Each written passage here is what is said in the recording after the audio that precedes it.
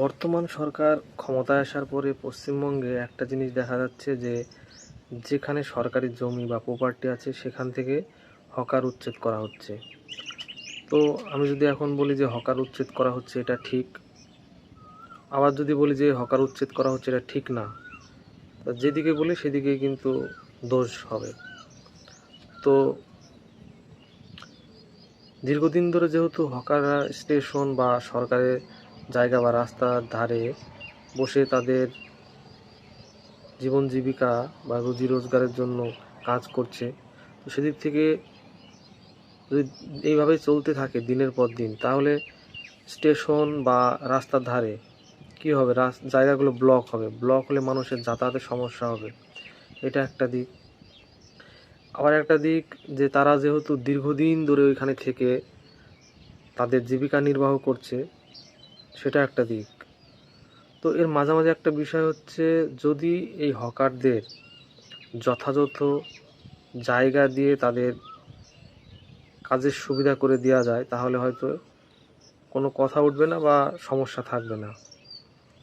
তো এখন যেটা বিষয়, যে এই হকারদের নিয়ে যারা রাজনীতি করছে বা তাদের রাজনীতি ফায়দা লোটার চেষ্টা করছে, তাদের কাছে একটাই কথা, যে আপনার মানবিক হয়ে তাদের জন্য সরকারের কাছে আবেদন করতে পারেন যে তাদের যেন সঠিক জায়গা দেওয়া হয় এবং তারা সেখান থেকে তাদের জীবিকা নির্বাহ করতে পারে। কারণ দিনের শেষে সবাইকেই কোনো না কোনো কাজ করে খেতে হয়। তো তাদের যদি এখন উচ্ছেদ করে দেওয়া হয়, সেটা তো একটা সমস্যার বিষয় অবশ্যই।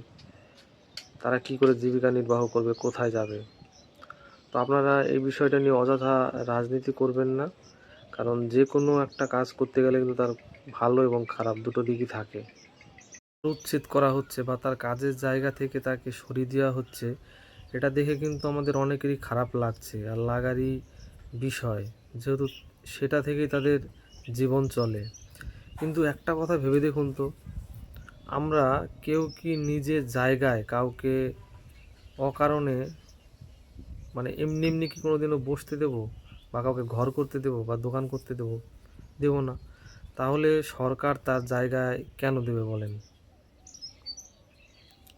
এটা তো বাস্তব। তো সেখান থেকে যেহেতু সরকার মানবিক হওয়া উচিত, মানুষের কথা ভাবা উচিত, যেহেতু তারাও এই রাজ্যেরই মানুষ, তারাও সরকারকে ভোট দিয়েছে। তো সেখান থেকে যেটা করলে সেই মানুষগুলোর ভালো হয় সেটাই করা উচিত। অযথা রাজনীতি করে, তাদেরকে ব্যবহার করে নিজের স্বার্থ সিদ্ধি করার মানসিকতা দূর করতে হবে। মানবিক হয়ে তাদের পাশে দাঁড়ান। সেটা এটা করলে হয়তো সরকার ভাববে, তাদের পাশে দাঁড়াবে এবং যারা উচ্ছেদ হয়েছে তারা হয়তো জায়গা পাবে, আবার তাদের কাজ ফিরে পাবে, তাদের আর কোনো জীবনে সমস্যা থাকবে না।